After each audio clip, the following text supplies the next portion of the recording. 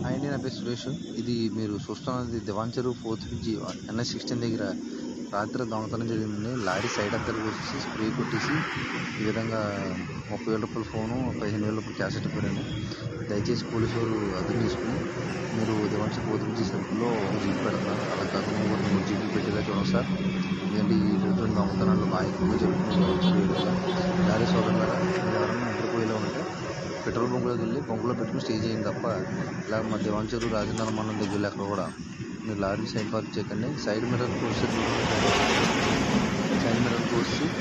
Phone 30,000 రూపాయలు phone cash పట్టి వెళ్ళిపోయారు.